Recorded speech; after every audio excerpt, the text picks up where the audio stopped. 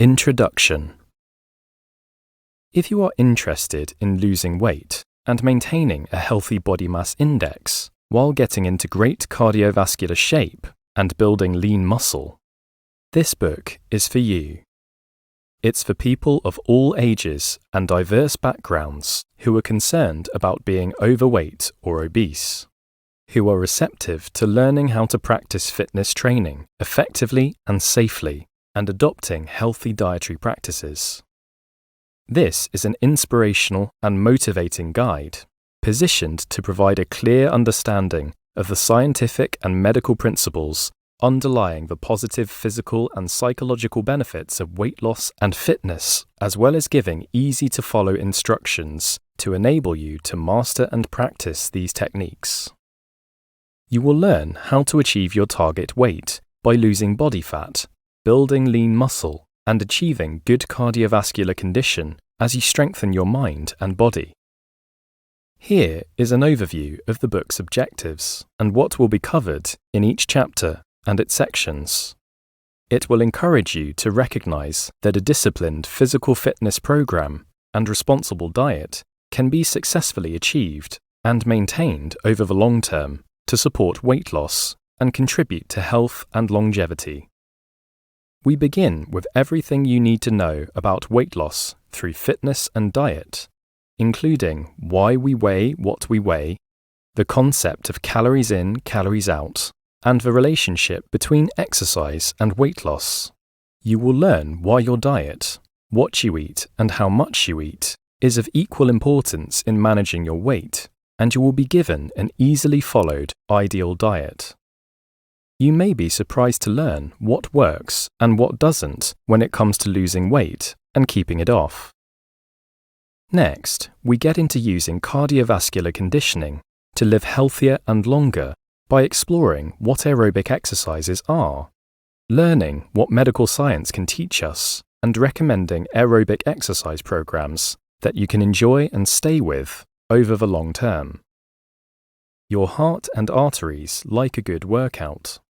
If you like to run, that's great, but there are plenty of alternatives you can choose from, with or without a fitness center or equipment. The third chapter is about using weightlifting and calisthenics to build lean muscle, helping you to become stronger and exchange muscle mass for excess body fat. We cover how resistance exercises make you stronger and provide recommended weightlifting exercise programs, as well as alternative bodyweight calisthenics exercises, which can be performed at home without weights or machines. The fourth chapter goes deeper to help you develop the most effective resistance workout routines so you can achieve your weight and fitness goals. You will learn how to establish an exercise schedule, how many repetitions and sets to perform, and how much rest you need between sets and workouts. Rest is an important component of resistance training, since it allows your muscles to recover and rebuild. You will be shown how to track your progress in order to help you see the results of your training as it advances. Do you think you need professional support for weight loss and fitness training? Our instructions will get you started without outside help, but you may prefer to be coached. The fifth chapter will explore the pros and cons of working with the professionals, if you decide that you need them. We'll show you how to work productively with coaches and trainers for greater achievements, from selecting a trainer to how to get the best advice and support. You can become inspired for fitness sports and conditioning through the example of champions. In Chapter 6, you'll be able to learn about the incredible results achieved by Dwayne "The Rock" Johnson, Henry "Superman" Cavill, and Mark "The Fighter" Wahlberg. Their workouts are more extreme than what most of us will do, but they are definitely inspiring, and you may pick up some good pointers for your own workouts. Next, you will be introduced to inner fitness, which is a state of mind for optimizing your fitness potential by conditioning your mind. It includes increasing your self-esteem, the psychology of working out slower and smarter, and how to use meditation and mindfulness to lower stress, reduce anxiety and depression. You may find it hard to imagine the physical benefits of sitting still during meditation, but it can work to reinforce your commitment and build your motivation. The final chapter is devoted to keeping you going by staying motivated to maintain training and avoid burnout. We'll cover meeting and managing your goals, using variations to maintain motivation, and recognizing that maintaining weight management and physical fitness is a lifestyle commitment. Some people may think that weight management and fitness are unnecessary vanities, but you will be reassured that your health, well-being, and your life itself are all too valuable to put at risk through neglect of your body. We'll conclude with some additional motivational tips and with further encouragement to help you realize that you can do this. You can lose weight while eating better and healthier, while achieving a leaner, more muscular build and a robust cardiovascular system that will keep you going longer and better. Take your time as you read and advance chapter by chapter. The more you learn about how weight loss and fitness have positive benefits for you, the more you will be motivated to commit yourself to achieving your goals. Let's get started. Sami Mesiani. Chapter 1. Weight loss. Everything you need to know about weight loss through fitness and diet. Understanding how to lose weight and maintain a healthy weight over the course of your lifetime is important. In fact, it is very important. Yet, it is easy to get confused. There are countless plans, diets, and fitness routines that are advocated, often without solid clinical proof of their effectiveness. How many ads and commercials do you see that are sure you will take it off and keep it off, as if the promoted plan has finally discovered the secret of success in weight management? Similarly, we see advertising for fitness classes and fitness machines that show magnificent male and female physiques glistening with defined muscles, flashing enviable six-pack abdominals. These workout classes and workout machines may be beneficial, but beware of overpromise. Exaggeration is the common currency of the diet and fitness industries. Promises are one thing, reality may be another. This book is based on facts, not anecdotal stories passed along from unreliable sources. There is solid science behind the explanations and recommendations you will find and can count on here. Commitment. The truth is that losing excess weight and maintaining a healthy weight through diet and exercise takes work and requires self-discipline. You will not achieve your objectives without commitment, effort, and self-control. Success in building a stronger, healthier body also requires patience. You will need to go the distance time-wise, since any extra weight you are carrying took time to accumulate, so you can expect that it will take time for that body fat to depart and stay departed. Your weight is not something that you inherited, nor is it your destiny. Yes, much of what you have is genetically predestined, including your type of build, your height, color of your hair and your eyes, and your metabolic rate. But your weight is a variable factor. It can be controlled if you are willing to take charge proactively. The same applies to your physical fitness. You have the power to build strength and muscle and to become aerobically fit. In the following chapters, you will find many ways to become motivated to achieve and maintain your weight and fitness goals. Why we weigh what we weigh. The scale. You may be aware of the fact that 1/3 of the US adult population is overweight, and another 1/3 is designated as obese. These classifications are based on a combination of weight and height, called the Body Mass Index, or BMI. A normal BMI is between 18.5 and 24.9. Overweight is between 25.0 and 29.5. And obese is 30.0 and above. Do you know your BMI? Do an online search for body mass index or BMI, and you will find multiple free calculators. Just enter your height and weight, and you will receive an instant answer.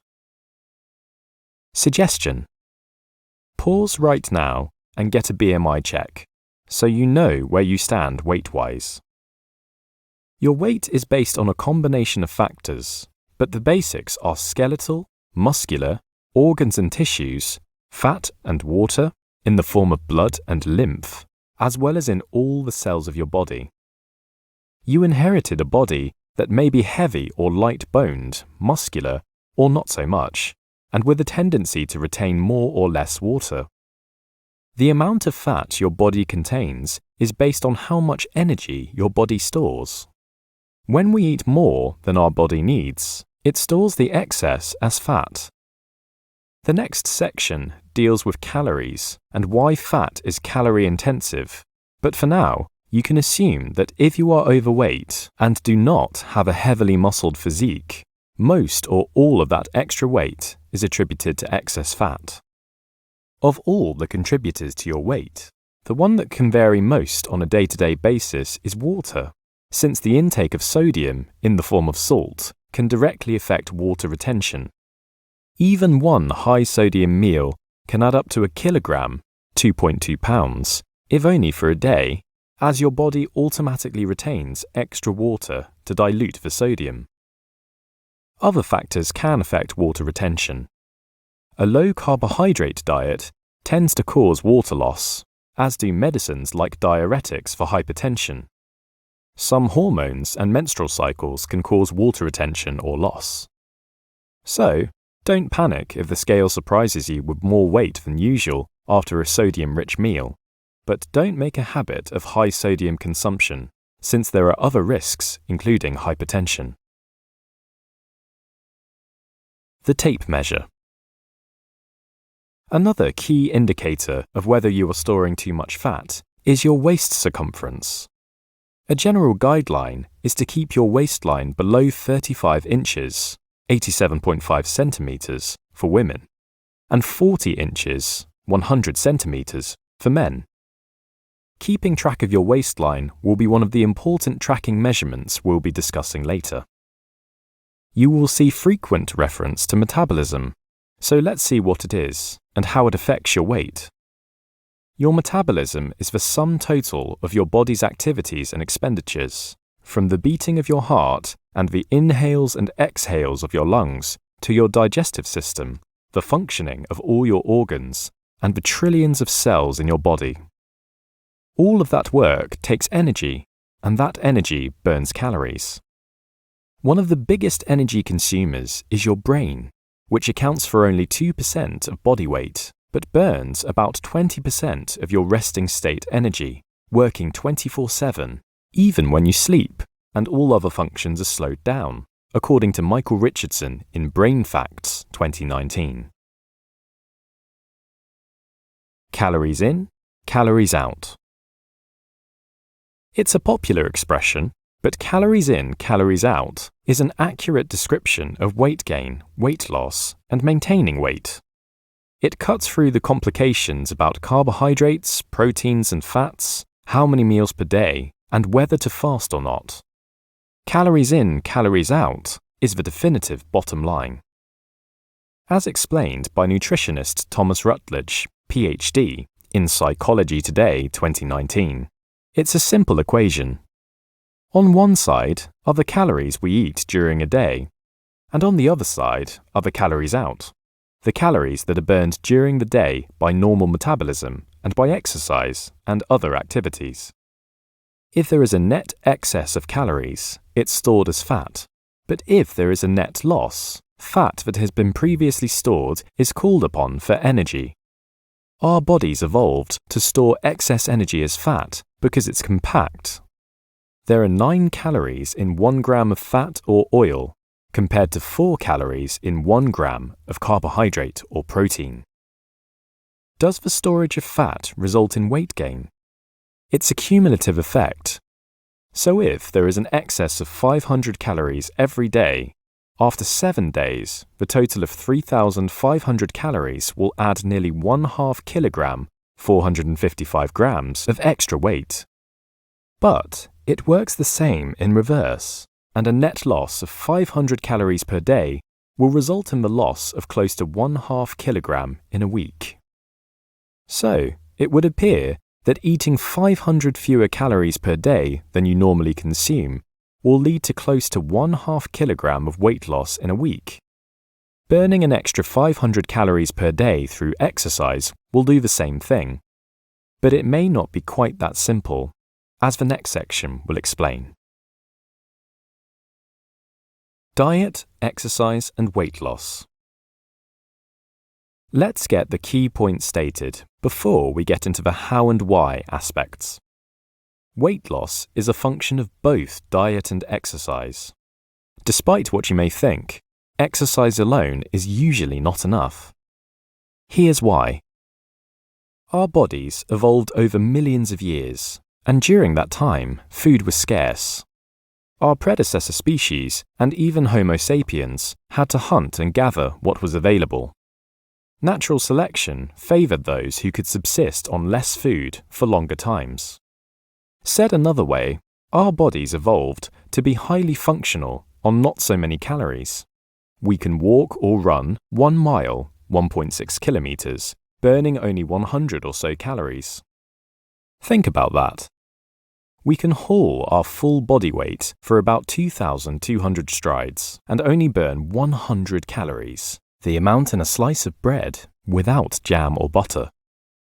Taking this to a contemporary example, tomorrow morning you can get on the treadmill or hit the road and walk or run 5 miles, 8 kilometers. Yes, this can burn about 500 calories. Great. So if you repeat this every day, you'll be on your way to 3,500 calories burned in a week and close to a 1/2 kilogram of weight loss. Or are you? A few factors make things a little more challenging. The workout will lead to increased hunger, which can cause you to eat more than usual, and you can partially or fully offset the calories lost through the exercise. A double cheeseburger or a couple of donuts will come close to erasing the 500 calories you worked so hard to burn this morning. Another complication.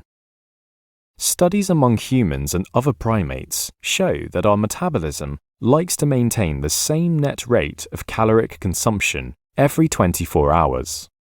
So, if you stick to your normal diet of 2,000 daily calories and you exercise off those 500 calories, your 24-hour net calories metabolized will not be 1,500, but probably closer to 1,800 or even 1,900, because your metabolism automatically slowed down later in the day and night to compensate. It seems to be unfair, but that's the way our bodies evolved to survive. On a more encouraging note, as you build lean muscle mass through resistance training, your metabolism will need to step up its pace to provide energy to your greater amount of muscle fibers, so the calories you burn during a weightlifting session will not be as readily compensated by your metabolism. So, can we conclude that resistance exercises are better for losing weight than aerobic exercises? Again, things are not so simple. As you lose body fat with both aerobic and resistance workouts, weightlifting is adding lean muscle bulk, and since muscles are more dense than fat, you may actually gain some weight as those biceps and quadriceps get stronger. Rest assured, the weight gain from building muscles will generally be less than the weight loss of reduced body fat from the combination of resistance and aerobic exercise and responsible dietary practices. Losing weight and keeping it off often results in an improved mood and sense of self-esteem. Beyond your feeling better, there are a number of benefits to achieving even a 5% weight loss. WebMD 2020 cites taking pressure off of your joints, which will enable them to function better and longer with less inflammation and deterioration and reduced risk of developing arthritis later on. Reducing the risks of developing cancer by lowering the levels of certain hormones that may contribute to cancer if in excess. A study among older women showed a 12% reduced risk of developing breast cancer following weight loss. weight loss can slow or stop the onset of type 2 diabetes, which is associated with being overweight. Those who already have type 2 diabetes can reduce their need for medications and lower the possibility of other related health challenges. The combination of losing weight and regular exercise can increase levels of HDL, good cholesterol, which is known to remove some LDL, bad cholesterol, from the blood and reduce the likelihood of clogged arteries and other forms of heart disease. Another cardiovascular benefit is reduction of triglycerides, which are fatty acids in the blood. They are necessary for transporting fats for storage, but in excess may increase the risk of a heart attack or stroke. High blood pressure can result from excess weight, making the heart have to work harder against extra pressure exerted on artery walls. Lowering this pressure can reduce the risk of strokes. Sleep apnea, which is interrupted breathing during sleep, can be caused by a buildup of fatty tissue in the rear of the throat. Losing some weight can reduce this tissue and reduce the symptoms of sleep apnea, and potentially limit the need for breathing assistance devices. Insulin resistance can be caused by excess fat, especially in the belly area, and can result in elevated blood sugar levels due to lowered insulin in the blood. Weight loss can slow or stop this effect. Loss of weight can facilitate better and longer sleep, which is essential for good health. Being obese can be a cause of disruptive and interrupted sleep, including insomnia. Also, bad sleep habits can contribute to weight gain, exacerbating the problem. Excess fat cells, especially around the belly, release chemicals which can overactivate the immune system and cause cellular irritation and inflammation throughout the body. Over time, this can increase the risk of heart disease. A 10% reduction in weight can lower this risk. Since weight loss is best achieved by a combination of exercise and diet, before getting into cardio and resistance workouts, let's cover the surprisingly simple dietary recommendations. What to eat? An ideal diet. With the understanding there is no single diet that is perfect for losing weight, there are some guidelines that can help without forcing you to count calories and make lists of everything you eat. Just keep an eye on the quantity of food you eat, and your stomach will become accustomed to feeling full after a normal-sized meal. Here is straightforward good advice, including recommendations from WebMD on how to eat healthy for well-being and longevity while gradually losing weight and keeping it off. Half of your lunch and dinner plates should be covered with fruits and vegetables, cooked and raw, and in a variety of colours, which will assure you are getting all the vitamins and minerals you need. Eat unprocessed whole grains like whole wheat, oatmeal, and brown rice, while avoiding processed grains like white bread and white rice, which have been stripped of their vitamins, minerals, and beneficial fibre. Read the labels. Multigrain does not mean whole grain. Avoid foods and beverages containing sugar, and do not add sugar to anything you eat. Get some of your protein every day from nuts, seeds, and beans. Eat meat sparingly, and keep the portions small and lean, with all fat trimmed away. Eat fish frequently, especially cold water fish like salmon, mackerel, cod, sardines, and tuna. They are rich in quality protein, as well as antioxidants. Enjoy protein-rich dairy like milk and yogurt, but stick with fat-free or low-fat versions. And eat cheese in moderation since it is high in saturated, unhealthy fats. Eggs are an excellent source of protein and other nutrients. For oils, avoid solid fats and shortenings, use butter sparingly, and use extra virgin olive oil or avocado oil, both of which are high in beneficial monounsaturated fats. Try to avoid fried foods, which are loaded with excess calories from oil and processed flour and may contain unhealthy trans fats. Most responsible medical and nutritional authorities recommend the Mediterranean diet, which follows the above guidelines, and, you may be surprised, allows small amounts of dark chocolate, 70% cocoa or higher, and alcohol, 1 glass of red wine per day for women, 2 for men. You can learn much more about the Mediterranean diet online, including many great-tasting recipes. Chapter 2: Aerobic Exercises. Using cardiovascular conditioning to live healthier and longer. Fitness, for weight loss, physical conditioning, more lean muscle, greater strength, improved health, and potentially extended longevity is achieved through the 2 well-known categories of exercise: cardiovascular conditioning, also called aerobics, and resistance training. Jogging, walking, cycling, and swimming are typical examples of cardiovascular exercise, and weightlifting and calisthenics are resistance exercises. The 2 categories are different, but complementary. It should not be a question of choosing one or the other, but rather developing a routine that includes both. Fortunately, neither has to be practiced at length or every day, although you may develop a routine that is daily, but varied.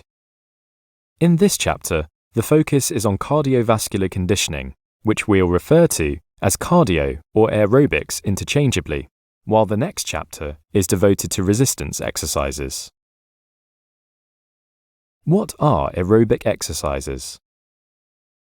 A distinguishing characteristic that defines this form of exercise is oxygen, since aerobic means with oxygen.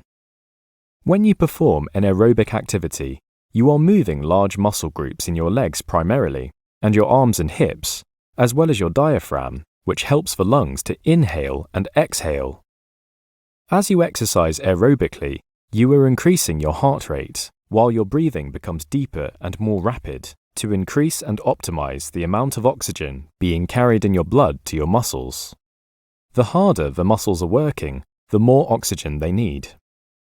As your level of aerobic conditioning improves, your body becomes able to use oxygen more efficiently. According to the Mayo Clinic 2021, how well you use oxygen is called your aerobic capacity. When your aerobic capacity is high, your heart, lungs, and blood vessels efficiently deliver large amounts of oxygen throughout your body. As a consequence, you will feel more energized as your workout progresses and not tire as quickly.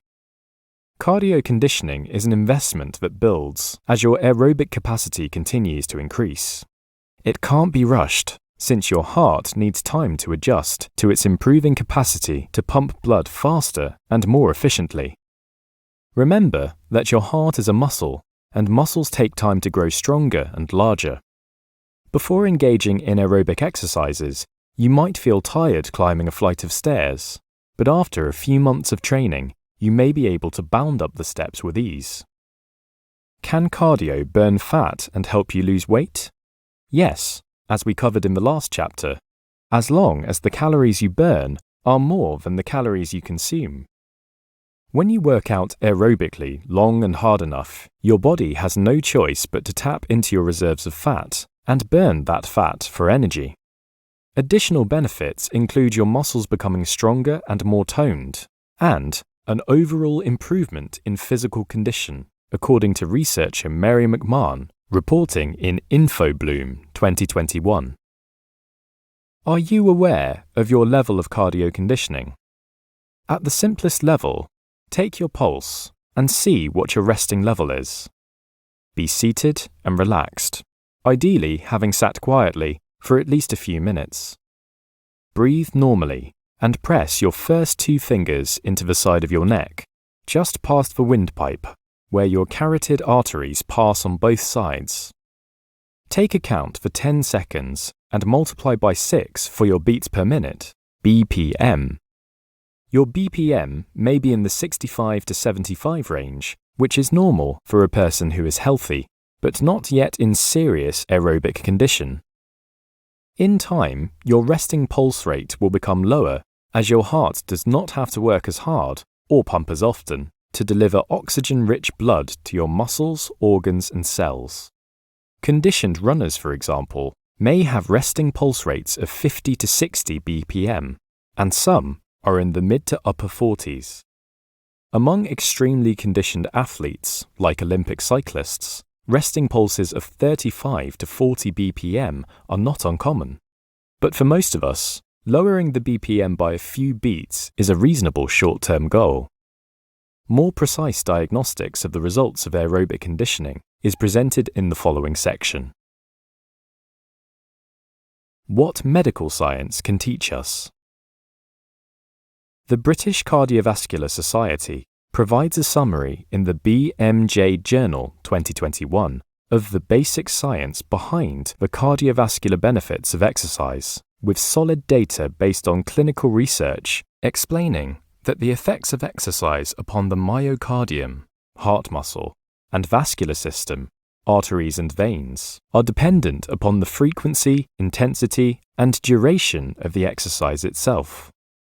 These are the results of a 6-month study of consistent and intensive exercise by people who were previously untrained. Resting and submaximal exercising heart rates are typically 5 to 20 beats lower, with an increase in stroke volume of 20% and enhanced myocardial contractility, which means the heart muscles of the participants had become more flexible and better able to pump more blood. Regarding the structure of the heart, all 4 heart chambers, the 2 atria and 2 ventricles, increased in volume and showed moderate increases in the thickness of the heart muscle wall. This resulted in an overall increase in the mass of the heart due to increased sizes of the cells of the heart muscle.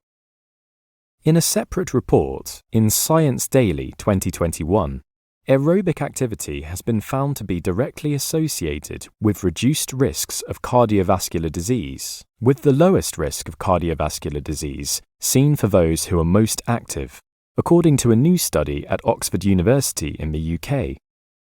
Data that includes over 90,000 participants compared those who did no exercise and were sedentary to those who performed cardio exercises to varying degrees of intensity. Oxford professor Terry Daiwa, lead author of the study, summarized the findings as definitive in correlating cardio conditioning with prevention of heart disease. The results of this study enhance confidence that physical activity is likely to be an important way of preventing cardiovascular disease. He explains that the reduction of risk among those who participate in relatively high levels of activity is substantial and justifies a greater emphasis on measures to increase levels of physical activity. You may conclude that real physiological changes occur when we practice aerobic training with sufficient intensity and for sufficient time over the course of each week. But what does sufficient intensity and time really involve? It's based on achieving percentages of your maximum aerobic capacity. You don't have to undergo a medically supervised stress test.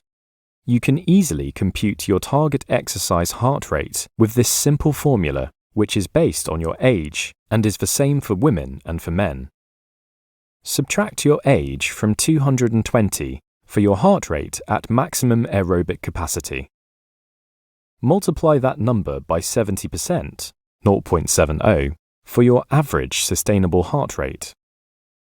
Multiply that number by 85%, 0.85, for your average intensive heart rate. For example, a 30-year-old calculating his sustainable heart rate and a 54-year-old calculating her intensive heart rate. 220 minus 30 years equals 190 times 0.70 equals 133 BPM sustainable heart rate. 220 minus 54 years equals 166 times 0.85 equals 141 BPM intensive heart rate. What does all this mean? Your maximum aerobic capacity is the highest heart rate that you should achieve, even in a short intensive burst. Most people cannot reach this level. their hearts will be crying out, "Enough, it's too much." Even a highly conditioned athlete cannot hold this pace for very long, and as far as the rest of us are concerned, it's usually outside the scope of our capabilities. Let's focus on the two achievable levels, with the caution of being sure to warm up as you begin any workout. Your average sustainable heart rate is a targeted cruising rate that you can sustain during most of your workout. Assume the 70% rate is an approximation. You may be more comfortable running or cycling at a 60% rate, especially early in your training. When you are at this pace, you should be breathing deeply but able to speak, if briefly, with a companion. At the intensive level, again, assume that the 85% is an approximation. You may only be able to stay at this rate for short bursts, or, depending on your age and condition, may be able to keep it going longer. As we get older, intensive level workouts become harder. During an intensive workout, you will have difficulty holding a conversation, and your breathing will be rapid and deep. You may have heard of HIIT, or High Intensity Interval Training. These are very intensive bursts of speed for 20 to 30 seconds, followed by a 2-minute rest at lower speed. A set of 6 to 10 of these intervals may be done, with the objective of improving conditioning. These are valuable, but best left to well-conditioned athletes. With training, you will learn to feel whether your workout is at a sustainable or intense level without having to keep checking your pulse. Recommended aerobic exercise programs. Regardless of the type of aerobic exercise you choose, the above-referenced Oxford study confirmed previous findings presented by the World Health Organization, WHO, which recommend at least 150 to 300 minutes of moderate to vigorous aerobic activity per week for all adults. A weekly base level in the range of 140 to 175 minutes can be reached by working out for 35 to 40 minutes for 4 days a week, or for 20 to 25 minutes, 7 days a week. Similarly, getting close to 250 to 300 minutes per week may be achieved by working out for 50 or 60 minutes, 5 days a week, or 40 to 43 minutes if performed 6 or 7 days each week. The other variable is the intensity of the workout, and as a general rule, you should exercise longer at a sustainable level and for a shorter period if at least part of each workout is intensive.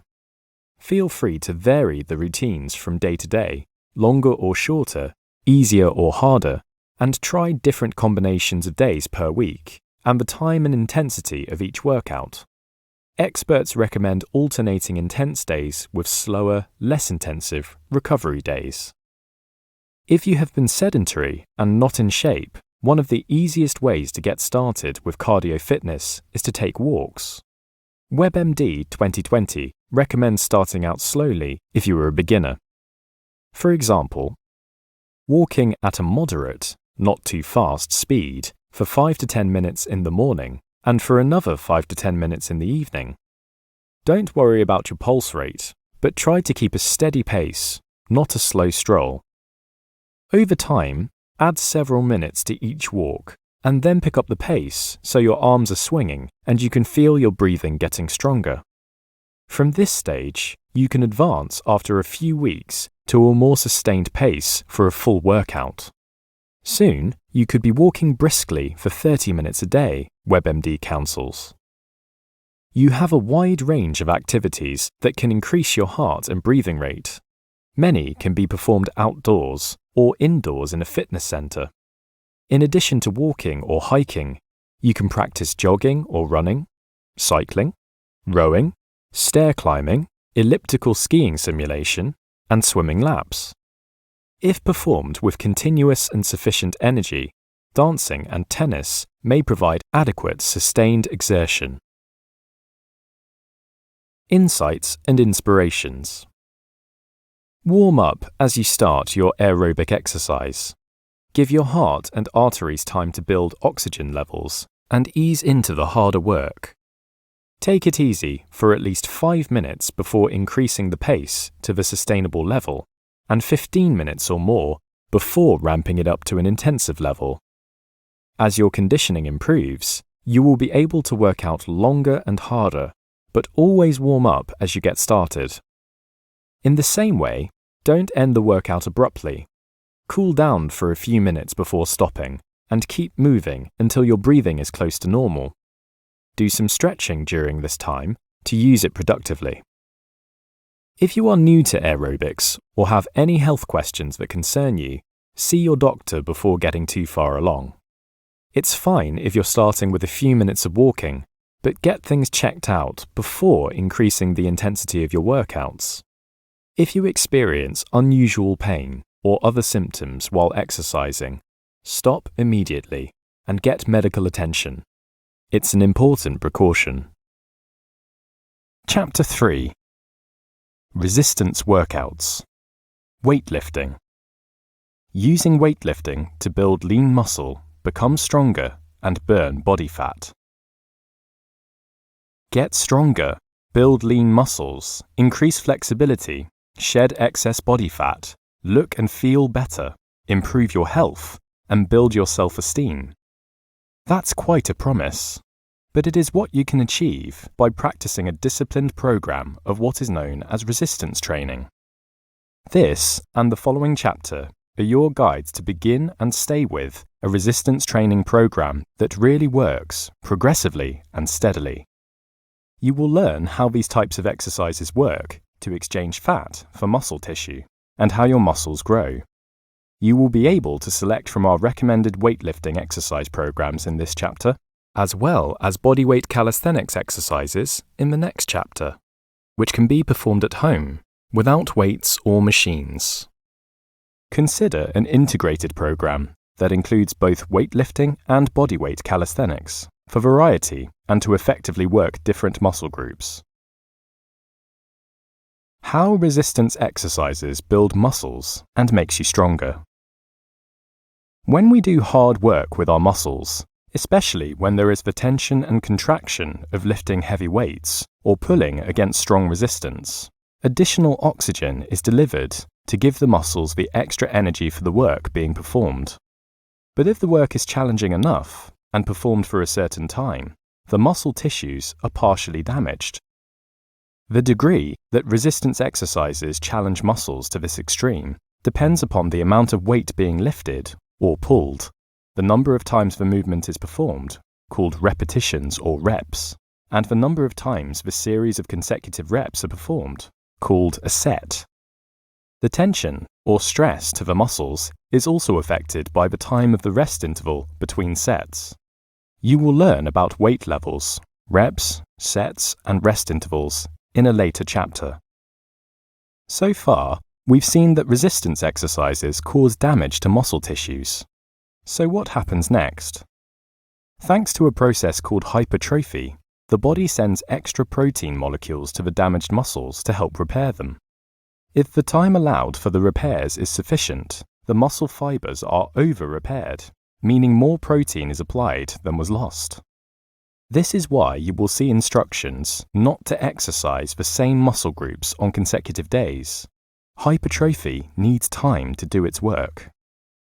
The result of the extra protein is that with each post-workout repair, the muscles get slightly larger and slightly stronger.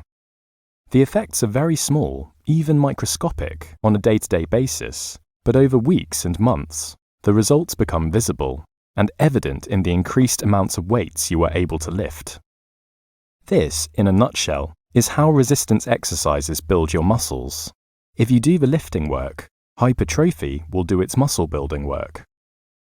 Do not confuse this lasting benefit with the immediate bulging of your muscles right after a workout.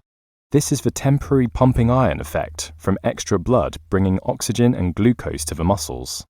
It will disappear after a few hours. Resistance exercises burn calories, and intense resistance workouts burn lots of calories. So assuming you respect the calories in, calories out concept, your workouts can have a fat-burning effect. Just be aware that the weight loss from losing some fat may be offset by your increasing muscle size. Another advantage is that extra calories are metabolized by larger muscles. So even when you are asleep, your muscle cells are burning calories. But you can't spot reduce fat by working the muscles of a specific area. A classic example is the attempt to lose fat in the abdominal area to show off the defined abdominal muscles. Work those abs hard and they will build and define, but the covering layer of fat won't depart until the percentage of body fat is sufficiently lowered. This is best achieved by a combination of resistance and cardio exercise programs and a dietary reduction of caloric intake. Recommended weightlifting exercise programs. Most people who lift weights regularly do so in a gym or fitness center, where there is a wide array of various weights: barbells, dumbbells, kettles, and machines with weights and cables that are pulled and pushed. If you prefer to lift weights at home, you can do it inexpensively with a set of dumbbells with varying weights, a few stretchable rubber tubes, and a portable pull-up bar. No installation needed. The following weightlifting exercises are meant to get you started with some fundamental ways to work different muscle groups. To work out on your own, you should access the many free instructional websites for good demonstrations of each movement. We'll cover how to work with trainers in a later chapter. How many? For each weightlifting exercise, beginner reps, sets, and rests are recommended. There will be more information about how to progress in the next chapter. How heavy?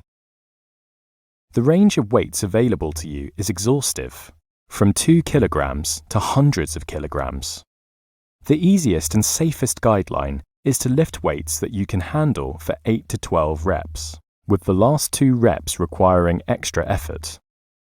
As you progress and get stronger, the amount of weight you lift or pull will gradually increase. Barbell or dumbbell curls. Muscles worked. Upper arms, especially the biceps, with good tension in the shoulders, triceps, forearms, and wrists. With upright posture, the mid-body core muscles are tensed as well. Hold a barbell, with the desired weight, at arm's length in front of you, with your palms facing forward and placed shoulder-width apart. Or hold a dumbbell in each hand, same grip as the barbell, but with the dumbbells held at arm's length alongside each hip. Stand upright and begin the movement by curling the weight upward.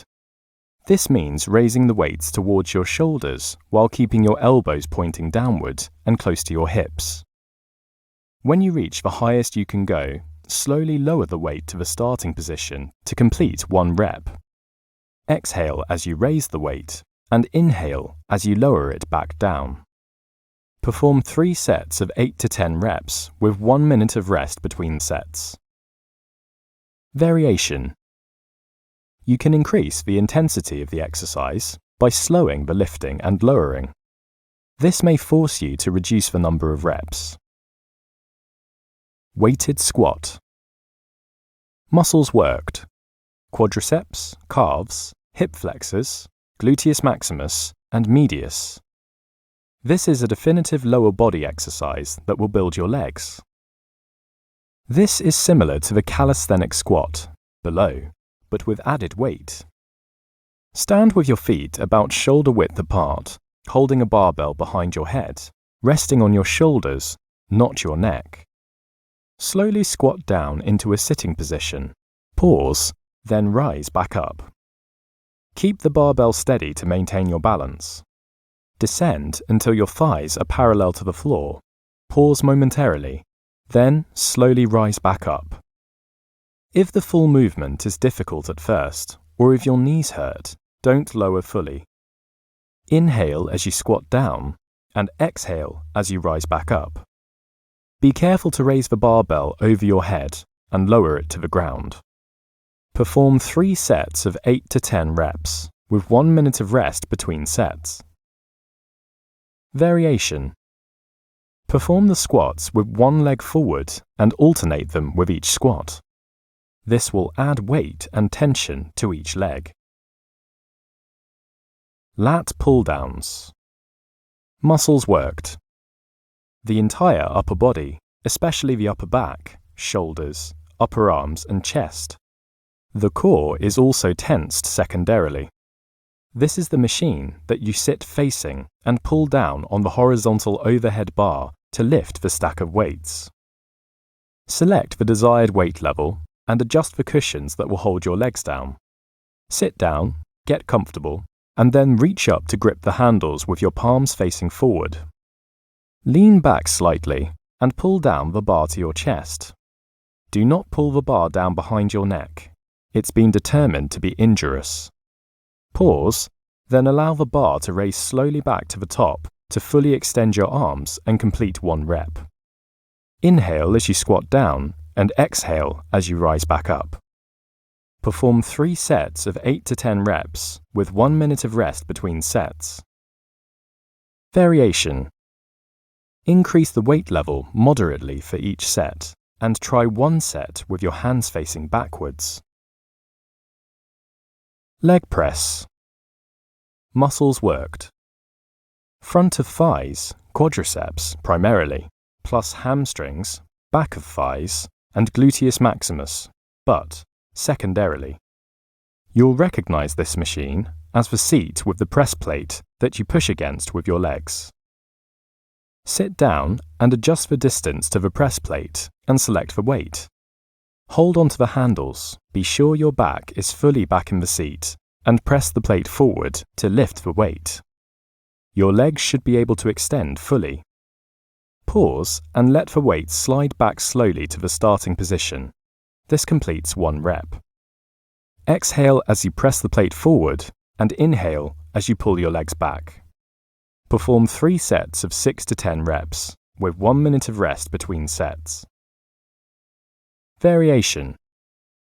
As you grow stronger, try 1-leg versions by reducing the weight being lifted, but be careful this does not strain the knees. Dumbbell bench press. Muscles worked. Chest, especially the pectoral, breast muscles, and secondarily, the triceps and shoulders. For this exercise, you need a flat bench and a pair of dumbbells. Hold the dumbbells, which you have loaded with the desired weight, and sit on the front end of the bench. Lie back down on the bench, holding the dumbbells to the sides of your chest. Your feet should be firmly on the floor.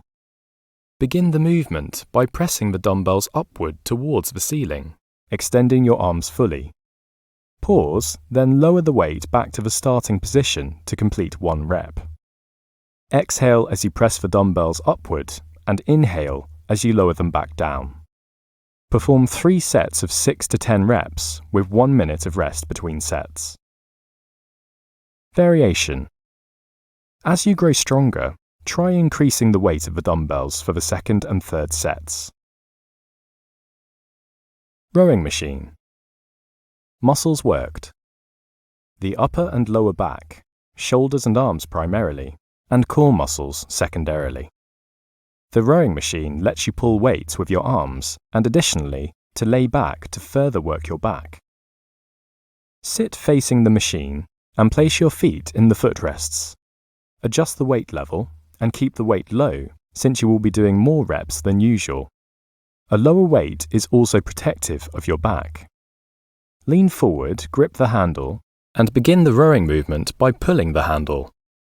As your body rises to an upright position, extend the effort by leaning backwards. This completes 1 rep. Continue without pausing between reps so you can develop a steady rhythm. Exhale as you pull the rowing handle, and inhale as you bend forward and return to the starting position. Perform 2 sets of 20 to 40 reps with 1 minute of rest between the 2 sets. Variation. Instead of counting reps, you can row for a period of time, like 1, 2, 3, or 4 minutes, depending on your condition and the weight being pulled. Calf raises. See the instructions for calf raises in the following section, and note the variation for adding weights to what is normally a bodyweight exercise. This is a simple yet effective exercise to build the lower legs and carrying a barbell or dumbbells or a kettle weight increases the resistance and accelerates the results. For instructions to introduce you to the many other weightlifting options, you are encouraged to visit the online demonstrations or to work with a trainer. You are also encouraged to integrate some or all of the bodyweight calisthenics exercises presented next into your workouts. It is important to resist the temptation to lift weights that are too heavy. Avoid injury by working your way up gradually. And don't be impressed by the heavy weights that others are lifting. Your body and level of conditioning are unique to you. Chapter 4. Resistance Workouts. Calisthenics. Using calisthenics to build lean muscle, become stronger, and burn body fat. Recommended calisthenics exercise programs. Bodyweight calisthenics, as the name implies, use the weight of your body for resistance. Instead of lifting an iron weight, you are lifting yourself, either partially, as in a push-up, or fully, when you perform pull-ups and chin-ups. Even if you are a slender person, your weight can be quite a bit to lift, so don't underestimate the potential of calisthenics to build muscles and strength. If you need inspiration, think of the physique of gymnasts, whose strength and muscular definition is built entirely with bodyweight exercises. As with weightlifting, search among the many free instructional websites for demonstrations of calisthenics exercises. There are many in addition to these basic starters.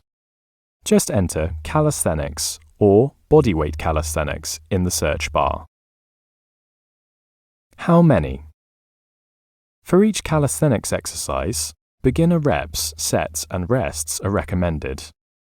There will be more information about how to progress with reps, sets, and rest in the next chapter. The following 8 bodyweight calisthenics are among the most popular and will provide a full body workout when all of these exercises are performed regularly. Squats.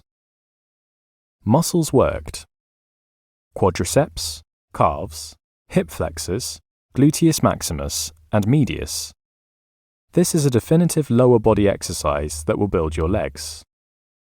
Stand with your feet about shoulder width apart and slowly squat down into a sitting position.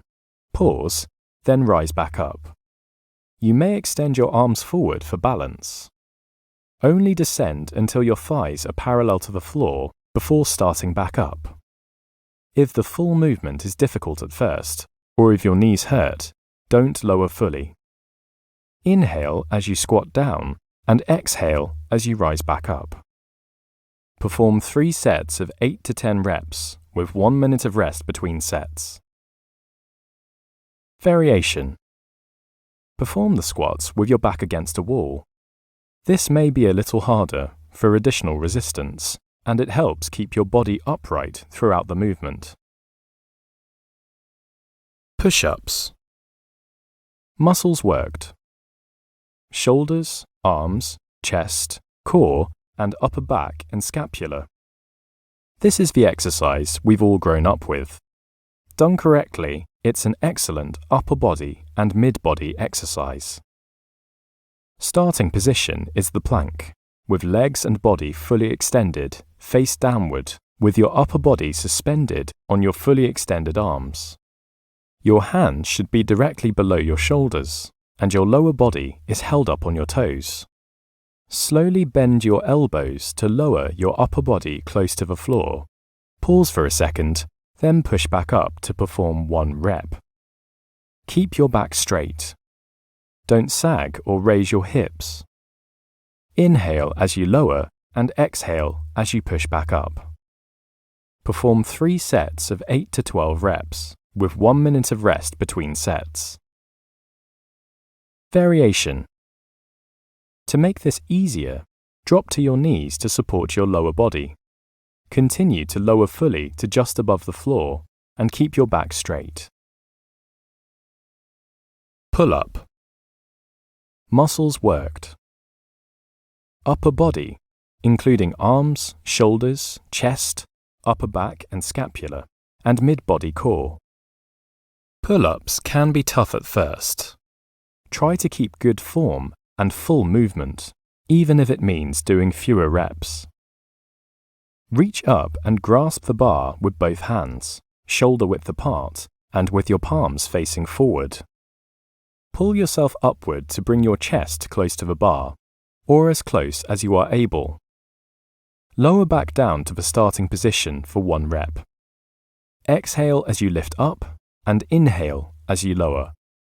Perform 2 sets of 4 to 8 reps, with 1 minute of rest between sets to begin. Increase the reps when able. Variation. To perform chin-ups, which give more concentration to your biceps, grasp the bar with your palms facing rearward and your hands about 6 inches apart, not shoulder width. Proceed with the same movements as the pull-up. Crunches. Muscles worked.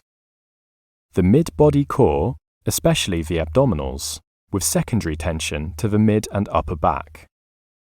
The crunch has replaced the sit-up as the primary abs exercise. It's more effective and less likely to strain back muscles.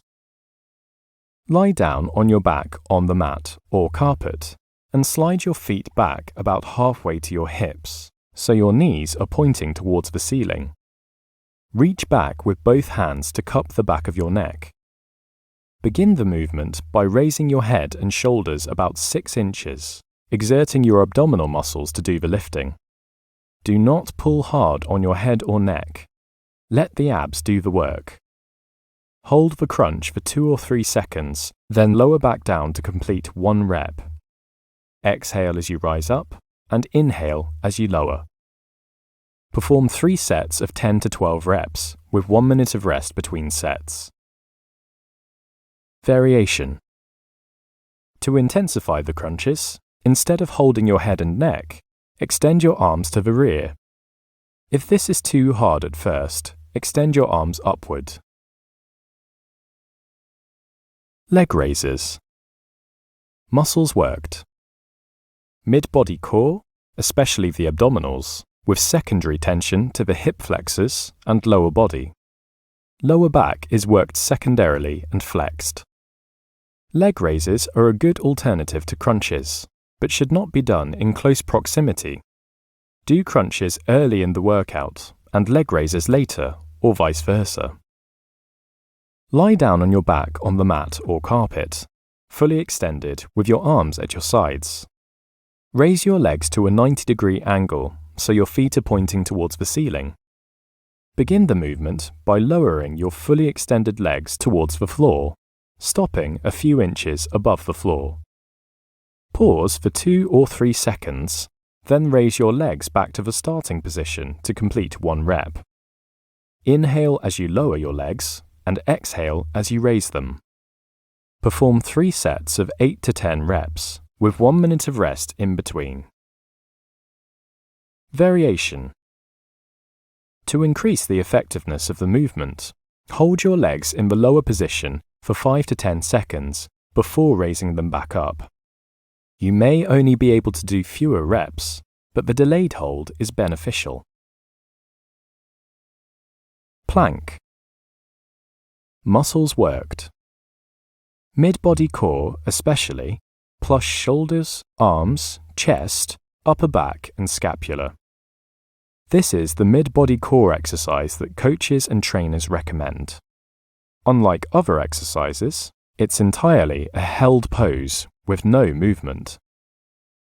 The position for the plank is like the start of the push-up, with your legs and body fully extended, your face downward and your upper body suspended on your fully extended arms. Your hand should be directly below your shoulders and your lower body is up on your toes. Hold this position for 20 to 40 seconds and inhale and exhale slowly and deeply. Perform 3 sets of the single long rep with 1 minute of rest between sets. Variation. Instead of resting on extended arms, lower to support your upper body on your forearms, with your elbows beneath your shoulders and your hands pointing forward. Keep your head facing downward and in alignment with your straight spine. Also, alternate each set with other exercises. Dips. Muscles worked. Upper arms, especially the triceps at the rear, the shoulders, and secondarily the mid-body core. This exercise can be performed suspended between parallel bars, but a more convenient version requires only a bench or a sturdy chair.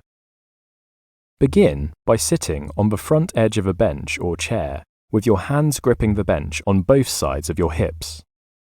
Your feet should be flat on the ground and placed about 18 to 20 inches in front of the bench. As you push upwards with extended arms to support your weight, slide your hips forward, far enough to be fully suspended by the palms of your hands. Bend your elbows to lower your body downward to a depth of 6 to 10 inches. And raise yourself back up to the starting position, with your arms fully extended. Inhale as you lower your weight, and exhale as you raise yourself back up. Perform 3 sets of 8 to 10 reps, with 1 minute of rest between sets. Variation. To increase the effectiveness of the movement, extend your legs further outward and rest your lower body weight on your heels. Calf raises. Muscles worked. Lower legs, especially the calves, ankles, feet, and secondarily, the thighs and hip flexors. These deceptively simple exercises will build your calves, adding strength, definition, and endurance. Stand upright with feet pointing forward. Begin the exercise by rising up fully on your toes, pausing momentarily, and lowering back down. This completes 1 rep. If you feel you need a little help keeping your balance, place one hand on a chair or lightly touch a wall.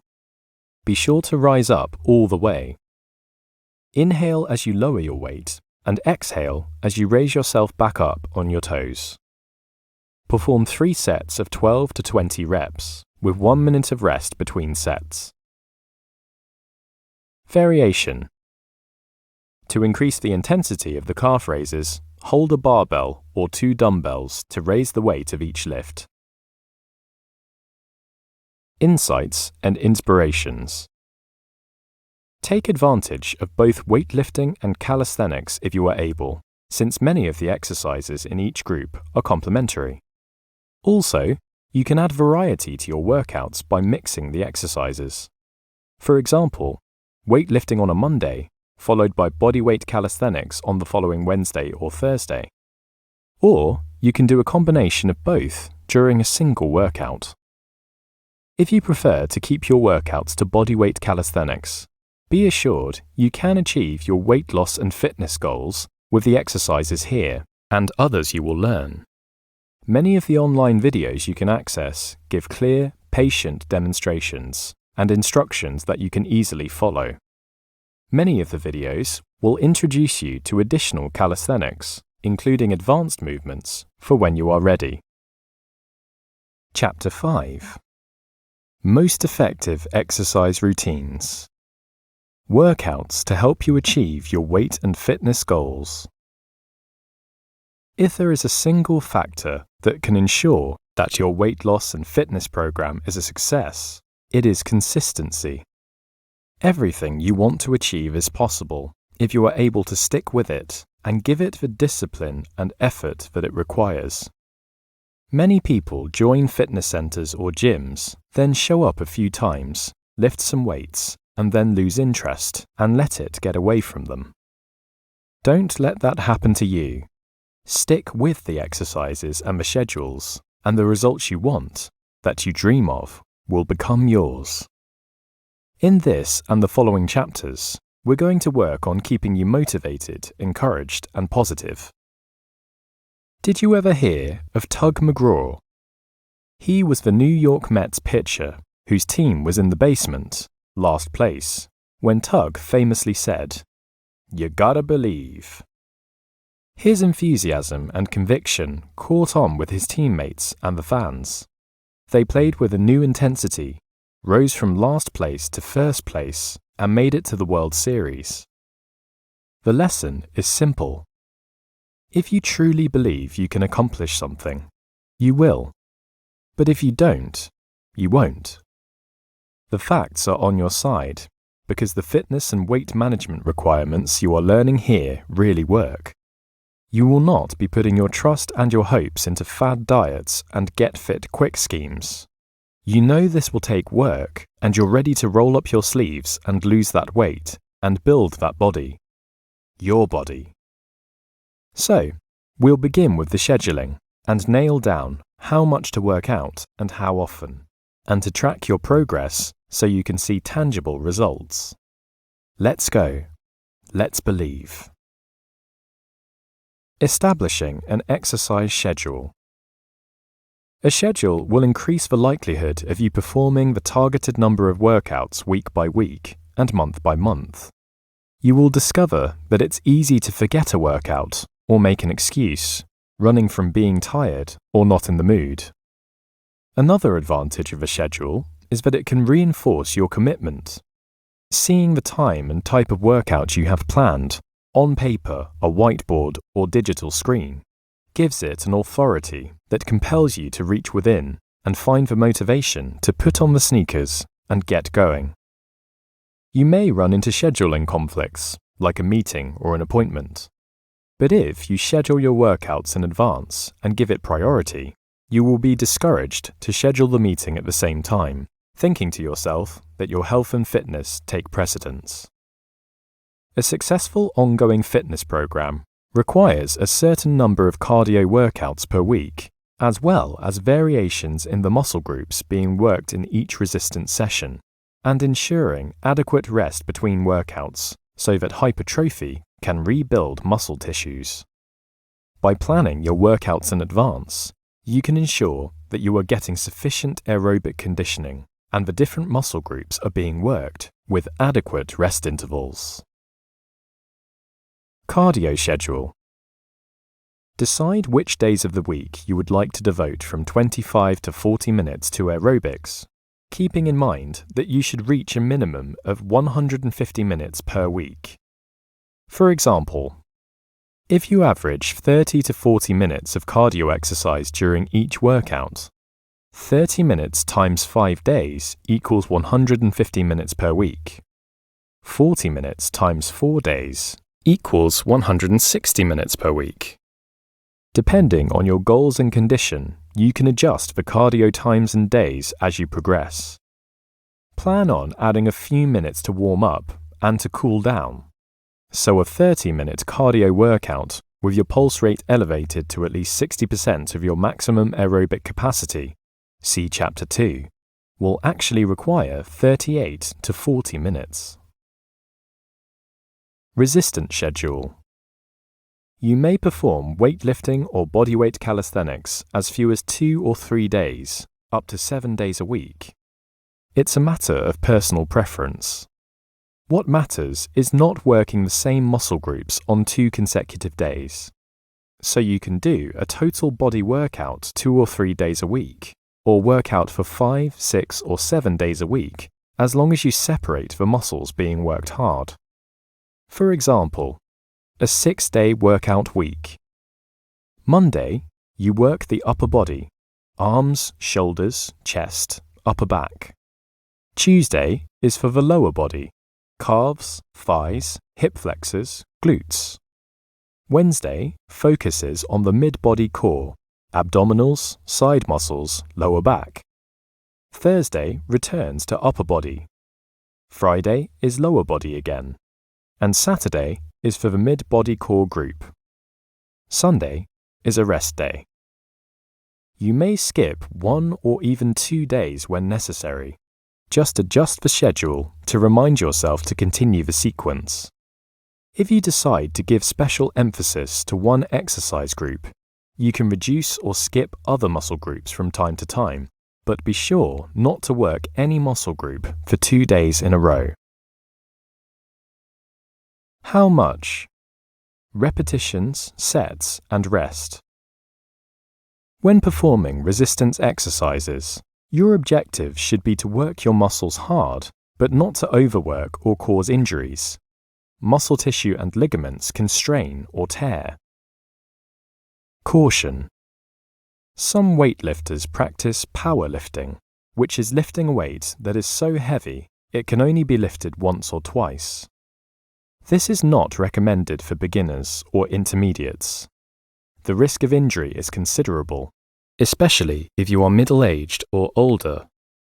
Moderation is key for safe, gradual progress. Generally, the risks are greater when lifting weights. Calisthenics tend to be less risky, but be careful when lifting your full weight, for example, when performing pull-ups. Reps. The number of repetitions, reps, that you perform consecutively should be between 8 and 12, with the last 1 or 2 reps being difficult. If 8 reps are too challenging, lower the weight. If 12 reps are too easy, carefully try a heavier weight. Exception. If you experience pain in your joints or other pain when lifting 8 or 10 reps, lower the weight and increase the reps until you reach the point of difficulty. Sets. The cycle of 8 to 12 reps is 1 set. Ideally, you will perform a total of 3 sets to complete the exercise required for the particular muscle group. For example, 3 sets of 10 dumbbell curls or 3 sets of push-ups. You may find it hard to perform as many reps in the 3rd set as in the 1st. This is normal. Rest. Allow about 1 minute between sets for a brief recovery. With practice, you may want to rest for only 40 seconds or for up to 90 seconds. The brief rests between sets are not for hypertrophy rebuilding, which takes up to 2 or 3 days, but to let your muscles bounce back. Tracking your progress. Cardio. Your progress in cardiovascular conditioning may be measured by how fast, how far, which means you will gradually increase the distance that you walk, run, cycle, or swim, and you will be able to go at a faster pace without extra exertion. For example, you may be able to walk 1 mile, 1.6 kilometers, in 24 minutes at first, but 1 or 2 months later, you may find that in 24 minutes you have covered 1.25 miles, 2 kilometers. You are walking faster and farther. In time, you should also be able to measure a reduction in your resting pulse. It may be just a couple of beats per minute, but gradually, it should continue to lower. Additional progress will increase your aerobic capacity, so you will feel less winded as you pick up the pace. You can begin to integrate some high-intensity intervals into the workout, short bursts of speed for 30 to 60 seconds, followed by a few minutes at a normal pace. Resistance. You have tangible and measurable results to track as you continue your weightlifting and bodyweight calisthenics training. You should start to see and feel your biceps getting larger and your abdominals getting firmer. It may take a little longer for your legs to show increases in size, but your quadriceps may feel firmer, and you may notice it's easier to climb a flight or 2 of stairs, especially if you are doing both cardio and resistance exercises. Check your weight every few days, ideally in your underwear, and at the same time, like before breakfast. Write down your weight and the date, and watch the trend. Measure your waistline when you weigh yourself, and keep notes on that too.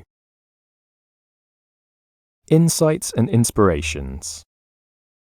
There will be days when you just don't feel like working out, and that's okay, if it isn't too many times in a week. Consider a day off as a recovery day, letting your muscles rebuild. That includes your heart muscle, as well as biceps, triceps, abs, and quads. But here's a tip to get you going on days when a good workout is scheduled, whether it's aerobics, resistance, or both. Tell yourself, that you are just going to do a little bit of exercise. Maybe you'll walk or jog slowly for a few minutes. Maybe do a little stretching, or just a few barbell curls and a couple of push-ups. Put on your workout gear and head to the trail or fitness center, or wherever your workouts take place. Start out slowly, as you told yourself you would do. There's a good chance that once you've started, you will keep going. Maybe it won't turn into the toughest workout of the week, but it will be more than you planned, and you'll be pleased with yourself for getting it done. If your weight is not going down and your waistline isn't budging, you'll need to reduce the amount you eat and cut back on sugar and junk foods. Go back to Chapter 1 and the ideal diet for guidance. Cutting the incoming calories will get the fat to disappear more than just increasing the intensity of your workouts. Chapter 6. Professional Support. How to work with trainers for greater achievements. This book has been written to make it easy for you to develop and follow a fitness and weight loss program with detailed instructions and background science to validate the results that can be achieved with cardiovascular conditioning, resistance training, and managing calories in, calories out. The instructions to perform the weightlifting and calisthenic exercises can be enhanced by your logging on to some of the mostly free online instructions and demonstrations. Many people prefer to learn on their own and measure their own progress, and in these cases professional help is not wanted. But others may feel they need close instruction and guidance. They should give serious consideration to working with a trainer, at least initially, if not for the long term. Do you need a professional? A good personal trainer will teach you how to work out effectively, hold you accountable, and keep you motivated to stick with it when things get tough, according to Pete Serqua, certified personal trainer and nutritionist, in WikiHow 2020. There is certainly merit in working with a professional trainer who can assess your physical condition, select the workouts that are judged to be best for your needs and abilities, and train you to perform the exercise movements correctly. A good trainer will help you avoid injury by lifting too much or lifting off balance. There may be times when it's good to have someone who can help you begin a movement and help you to lower a heavy weight to the floor at the end of an exercise. Between the two types of resistance exercises, a trainer may be of greater value if you practice weightlifting, given the diversity of weights and machine and the greater risks of making mistakes compared to bodyweight calisthenics. Be prepared to pay the trainer's fees, which are usually based on a series of sessions over a period of time, although it may be possible to book a trainer for single sessions, such as an hour to train you on the various types of weights and machines. Another advantage of working with a personal trainer for a period of time, a couple of months for example, is that the trainer will track your progress for you, noting how much body weight you've lost and how much physical weight you can lift. If it's part of your program, the trainer can also assess your aerobic capacity building progress. Selecting a personal trainer.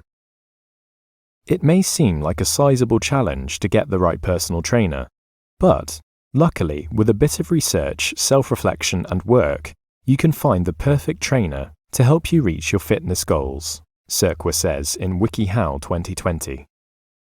First, be certain you understand your own fitness and weight loss objectives. For example, if your most urgent priority is to lose weight, you should consider finding a trainer with a background in nutrition who would be able to help you create a weight loss plan. Or, if you are recovering from an injury, you should look for a personal trainer who is specialized in physical therapy and rehabilitation, as well as weight training. The next step in the process of selecting a trainer is to make an evaluation of the candidate's abilities, patience, and personality. You will be working in close physical proximity, probably with physical contact with your trainer, so be sure you will be comfortable with the person.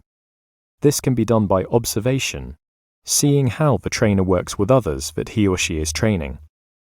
These are some of the important things to be aware of. How the trainer instructs the client. Is the trainer explaining the movements clearly and showing patience if the person being instructed is having difficulties? Do the instructions appear clear to you, and could you follow them? How engaged the trainer is. Is the trainer actively involved with the client, or largely ignoring how the exercises are being performed? Is the trainer more interested in booking the next client, or more interested in looking at his or her smartphone? Does the trainer spend too much time chatting with the client, and not enough time encouraging progress through the workout? How the workouts look to you. Every trainer has their own style and methodology. Do the movements being taught and supervised seem good to you or not? For example, the trainer may emphasize stretching and yoga, while your objective is weightlifting and muscle building, which are different objectives. Next, get recommendations from people whose judgment you trust. Ask people at the fitness center how they feel about their personal trainer. Obviously do this when the trainer is not around.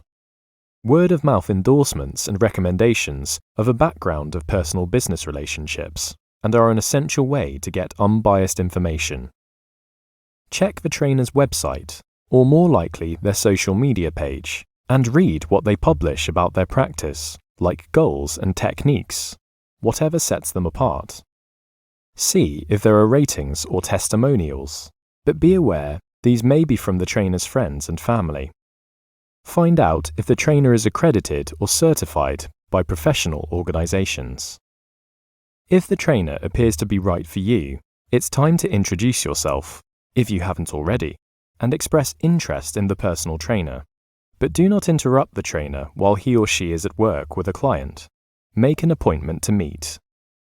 Be prepared to explain your fitness and weight loss objectives, and be sure the trainer agrees to help you to achieve those objectives. Ensure that the trainer and you can meet at a time that works for both of you. Discuss the trainer's fees and find out if there is a package, such as 10 sessions for a fixed price. Be respectful when it comes to money. This is generally the trainer's livelihood. Try not to sign up or agree to a long-term contract or engagement until you have some experience with the trainer. How to get the best advice. Pay attention. The best way to optimize your training and obtain the benefits and improvements you are hoping for is to show up on time and pay close attention to your personal trainer's instructions. You are working with a professional who has years of his or her own training and the experience of working with a diversity of clients, young and old, male and female, overweight, beginners, possibly people who are handicapped or have physical limitations, and these experiences have further enhanced the trainer's skills and sensitivities. You have engaged the services of someone who can be of considerable help to you reaching your fitness and weight loss objectives, so don't waste the opportunity to get the best from every exercise movement and every session. Focus. Resist turning your training workouts into extended conversations. You are there to be trained, not entertained. Of course, there will be some personal interchanges, but keep them brief. Your personal trainer will take your commitment to working hard and effectively as seriously as you do. Your objective should be to stay focused so that you can not only do the movements correctly, in good form and at the right speed, but also to benefit psychologically from the good feeling the tension of the exercise induces. Speak up. Let your trainer know when you are having difficulty. A weight may be too heavy for you, or a knee or elbow might be painful. All good trainers know when to ease up when something hurts. They are committed to keeping you safe and being able to continue their workouts. You will probably be shown alternative exercises that are less stressful to joints or an area of previous injury. Insights and inspirations. Deciding to work with a personal trainer is not a lifetime decision. You can begin with a single 40-minute or 1-hour session as a trial to see how it goes before you commit to a longer engagement. But if the trainer insists on a long-term subscription right away, before you try working together, this should give you pause, and maybe you need to find someone else. An advantage of taking one or a few trial sessions with the trainer is that you will learn correct techniques right away before starting out on your own, and maybe developing bad habits such as gripping bars or handles incorrectly, or having bad posture during movements that could strain your back. A trainer will have a good idea of how much weight you should be lifting, for how many reps and sets. Remember, you will be a valued client of a trainer, and it's in their interest that you succeed and are happy with the results, want to continue the training, and recommend the trainer to your friends. You can consider it a way to jumpstart your fitness and weight loss program, since you'll be making a financial and personal commitment. When you know you are scheduled to meet your trainer, whether it's for a workout session at a fitness center or your home, and you are paying for the trainer's time, you will be motivated to get there and do so on time, since the meter is running. If you are not sure about working with a professional personal trainer, you can begin on your own and see how it goes. Give it a month or two and then make an assessment. There are plenty of qualified trainers who will be there for you when you decide that you need them. Chapter 7. Inspiration. Your degree of commitment to your fitness and weight loss program is dependent on your motivation and enthusiasm. This should not be an ordeal for you, but rather, getting into healthy good shape should be a source of pride and increasing self-esteem. This and the following chapter are devoted to helping you to be motivated and inspired to grow stronger, leaner, more fit, and more muscular. While much of your motivation will be reinforced by the progress you make, some good examples from popular celebrities who are in great shape can add some inspiration for you. Becoming inspired for fitness through champions. The men's fitness editors at Men's Journal 2020 have found the workout secrets of celebrities who are champions of fitness. They have taken their bodybuilding and strength workouts to the extreme. You certainly do not have to work anywhere near as hard as these actor-athletes, but you can consider these exercises as examples of what is possible when workouts are gradually built up over time and with perseverance. Workout with Dwayne "The Rock" Johnson. The Rock's most recent barrage of intense workouts were for the movie Jumanji and include 3 separate muscle group workouts: back, chest, and legs. There are 2 other workouts that he performs separately: chest/triceps and back/biceps. He does these classic workouts with what he calls tons of volume and isolation work, designed to hit major muscle groups and individual muscles from every angle. These movements are primarily done with free weights, barbells, dumbbells, kettles, and guided bench presses. But he also does a lot of cable machine exercises, alternating his grip positioning to optimize the effectiveness of each move. Back exercises. Johnson's back resistance training uses a variety of movements. 1. Arm lat pull-downs. 3 sets of 15 reps. He uses a pull-down machine with independent handles so that each hand can isolate one side of his back. Assuming you don't have that kind of machine, you can replicate the movement with single-arm cable pull-downs. 2. Reverse grip cable pull-down. 5 sets of 12 reps, with 30 seconds between sets. Grip the bar with palms facing back. 3. One-arm dumbbell row, with 3 sets of 12 reps. Take a 2-second pause at the top of each rep. 4. Hammer high row. 4 sets of 12 reps.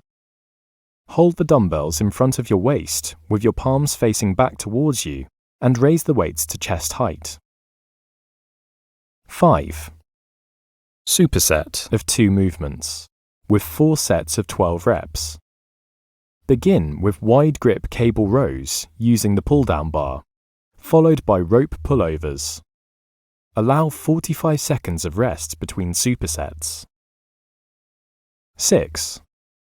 Back hyperextensions. With your hands behind your head, doing 3 sets of 15 reps. Go slowly on this move to keep your back straight. Chest exercises. This is for the big pectoral muscles, along with shoulders and side lats. The workout includes 1. Incline fly. 4 sets of 12 reps using a Star Track machine to ensure the resistance angle is consistent. You can simulate this movement by pulling cables on an incline bench, set at an angle, with the cables angled so they're perpendicular to your torso. 2. One-arm incline press, with 3 sets of 10 reps. Johnson uses a hammer-strength incline press machine, but you may simulate this movement with dumbbells, cables, or any machine that lets you do one-armed presses. 3. Flat dumbbell press, with your palms facing each other, with 3 sets of 12 reps. 4. Chest superset. 4 sets of flat dumbbell fly with 12 reps per set, plus as many push-ups as you can do. Allow 45 seconds between supersets. Leg exercises. You will notice that a higher number of reps and sets are used, which suggests that somewhat lighter weights are used. The leg exercises include 1. Barbell glute bridges, with 4 sets of 12 reps, holding the last rep for 10 seconds. 2. Single leg extensions, 4 sets of 20 reps, followed by leg presses, 4 sets of 25 reps, with 90 seconds rest between sets. 3. Next, walking lunges, 4 sets of 24 reps, then vertical leg press, 3 sets of 20 reps, with 60 seconds rest between sets. 4. This is followed by single leg lion curls, 4 sets of 15 reps. You can substitute with a standard seated leg curl. He concludes the leg exercises with glute hamstring raises, 4 sets of 8 to 12 reps. Workout with Henry Superman Cavill. How do you become Superman? Henry Cavill has done it twice, for his starring roles in Man of Steel and Batman vs Superman. He prepared for these roles with uber-tough Olympic weightlifting-based routines, along with a good diet. Unlike the workouts that most of us do, during each session, Henry worked up to increase weight levels until he could only lift 1 rep, which we referred to earlier as powerlifting. He would begin with a moderately heavy weight for a maximum of 4 reps before gradually increasing the weights until only a single rep was possible. This is done during each workout. Perform as many warm-up sets as you need, gradually building to the heaviest load you can handle for 1 rep with good form. Men's Journal 2020. This is Henry Cavill's Superman workout, all done with a barbell, although you could substitute a set of dumbbells for most of these movements. Given the intensity of these workouts, up to 1 week of recovery is advised. You can learn more about each movement online. 1. Clean pull with barbell. 1 set of 4 reps, working to 1 rep. 2. Power clean barbell lift. 1 set of 4 reps, working to 1 rep. 3. Front squat with barbell on shoulders. 1 set of 4 reps, working to 1 rep. 4. Push press with barbell. 1 set of 4 reps, working to 1 rep. 5. Split jerk with barbell. 1 set of 4 reps, working to 1 rep. 6. Front squat with barbell. 1 set of 4 reps, working to 1 rep. Workout with Mark the Fighter Wahlberg. If you saw Mark Wahlberg in The Fighter or Boogie Nights, you know that his arms are impressive, and then some, with biceps and triceps that bulge and are well defined. If we focus on Mark's biceps technique, it's tough, but simple.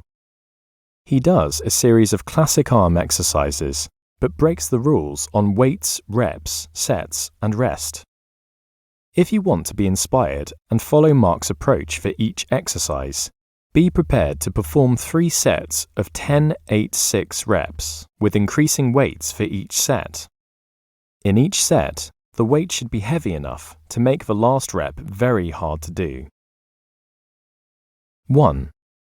Barbell curl, with 3 sets of 10, 8, and 6 reps. Rest for 90 seconds between sets. 2. Pull-up, using the bar, doing 3 sets of 10, 8, and 6 reps. Rest for 90 seconds between sets. 3. Preacher curl, using the EZ bar, 3 sets of 10, 8, and 6 reps. Rest for 90 seconds between sets. 4. Machine curl, using the cable machine. Do 3 sets of 10, 8, and 6 reps. Rest for 90 seconds between sets. 5. Seated dumbbell curl and press. 3 sets of 10, 8, and 6 reps. Rest for 90 seconds between sets. If you want to give your triceps a good workout, head back to the calisthenics and review the instructions for the bench dip. Insights and inspirations.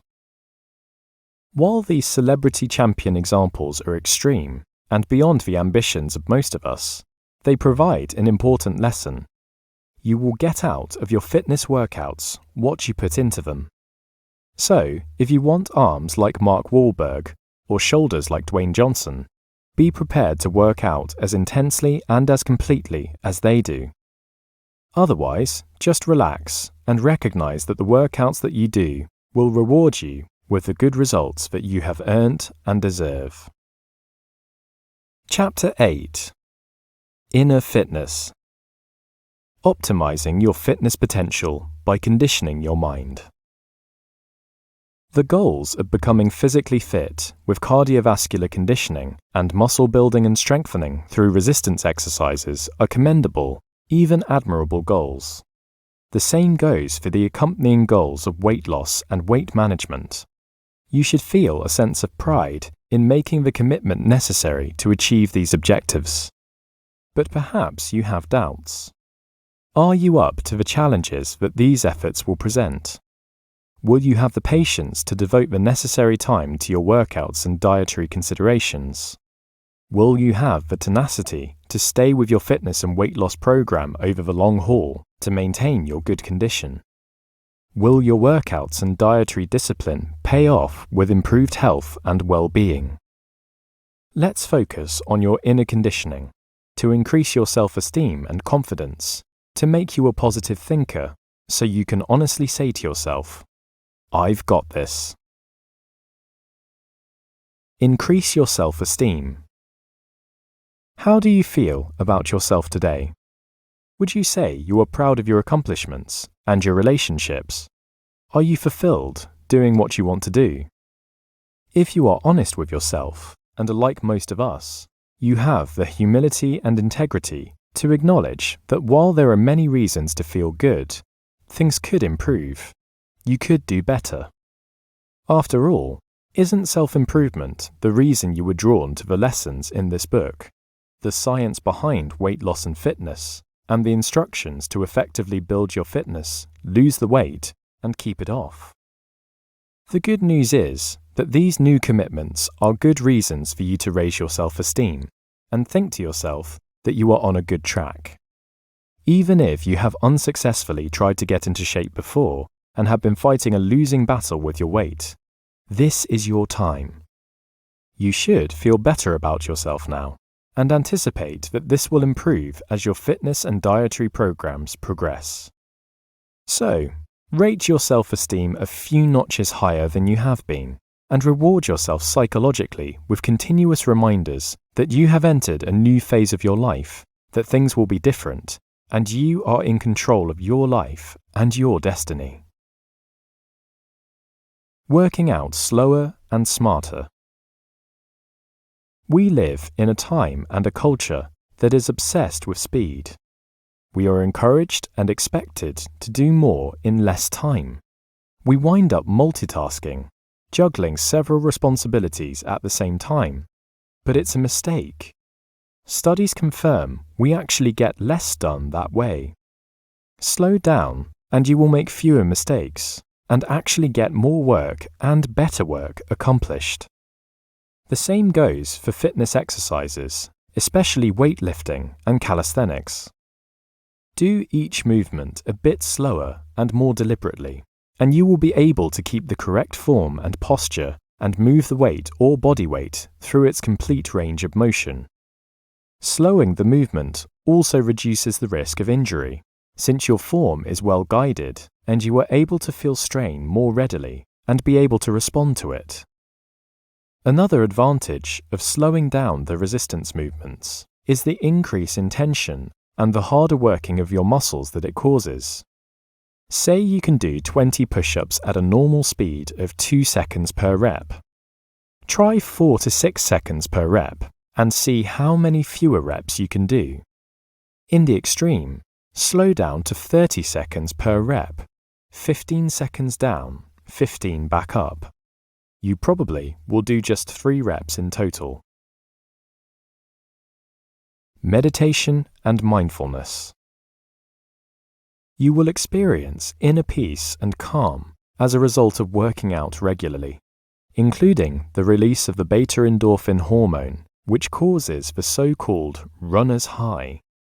But you can extend the benefits and further reduce stress, tension, and anxiety by practicing meditation and mindfulness. You can enter a meditative state for 10 to 15 minutes by sitting calmly in a quiet, undisturbed place, closing your eyes and breathing slowly and deeply. Begin to think yourself 1 as you inhale and 2 as you exhale. Do this on every breath. Don't count upwards, but keep it to 1 and 2. If your mind starts to wander, refocus your concentration on your breathing and the 2 numbers again and again. This simple but effective technique is called the relaxation response, and it really works. Mindfulness, or being in the moment, can be entered into any time you feel stressed or uncertain or angry. Begin to breathe with longer, deeper inhales and exhales, and consciously start to notice, hear, smell, and feel everything you are doing. This can work well during weightlifting or calisthenics because it will help you perform the exercises correctly, as well as keeping you focused. The thoughts that were causing stress and anxiety will be blocked, and calm will be restored. Keep your concentration for a few minutes, especially during each exercise. Insights and inspirations. The timeless expression mind over body has relevance to the theme of this chapter. What we physically do is directed by our subconscious minds, and that mysterious entity is actually influenced by our conscious thoughts. If we consistently think positive and optimistic thoughts, our subconscious eventually gets the idea and adopts these thoughts. So, keep it positive, believe in yourself, and recognize your potential. You were not born to be overweight or obese or soft and flabby. You are capable, through deliberate effort and conviction, to become strong, to build muscle, and to lose excess fat. So, say it again to yourself, every chance you get. I've got this. Conclusion. The fundamental principles that have been presented to you are based on extensive experience among people of every size, shape, age, ethnicity, and gender, and further substantiated by extensive scientific research. You can trust the findings and the instructions to be up to date. Use this information to help you avoid the fallacies and unproven beliefs, and base your fitness and weight management expectations on the facts that are here for you. The muscles and strength that you grow will be directly related to the quality and intensity of the resistance exercises that you perform over time, and with increased weight as you grow stronger. Your cardio or aerobic conditioning will be a function of the distances and speeds that you log over the months and years, getting your pulse rate up to increase your aerobic capacity. The weight that you lose and manage will be based on the combination of calories in through your dietary practices and calories out through your metabolism, which can be increased through consistent exercise. This is a book to keep and refer to regularly to review the exercises and dietary information and to refresh your knowledge. Be sure to do your own research to learn even more exercises and to expand your dietary knowledge. With good dietary practices, like the Mediterranean diet, you will have an unlimited variety of healthy, delicious, heart-healthy meals to choose from.